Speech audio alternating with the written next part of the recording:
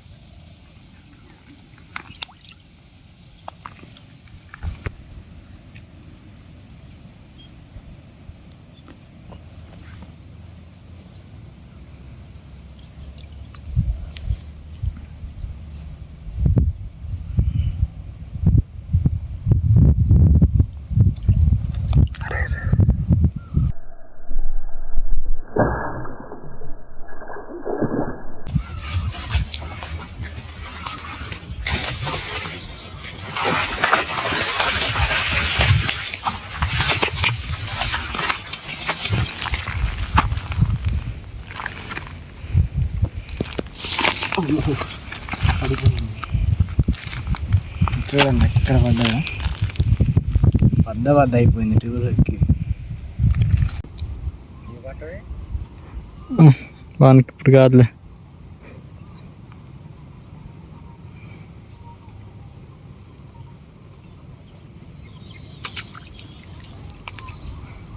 చిన్న చేపలు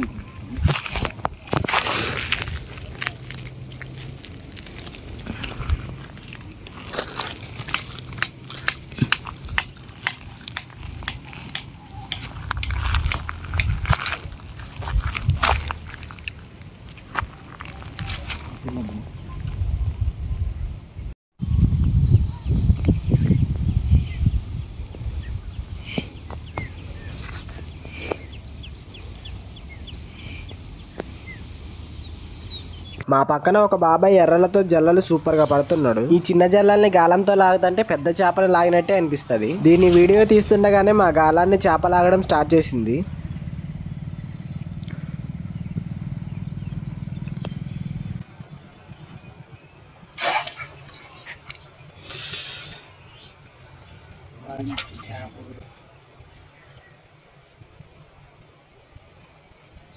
ఆ ప్లేస్లో చాలాసేపు వెయిట్ చేసాంలే కానీ ఒక చేప కూడా పడలేదు. అందుకే ఇంకో ప్లేస్కి అయితే వచ్చాం. ఇక్కడికి రాగానే ఇంకో చేప అయితే పడింది. ఈ రోజు మనకి అదృష్టం బాగాలేదనుకుంటా, 2 చేపలు మాత్రమే పడ్డాయి. ఇంకా మనం మళ్ళీ వీడియోలో కలుద్దాం. ఈ లోపు మన ఛానల్ని సబ్స్క్రైబ్ చేసి లైక్ చేయండి.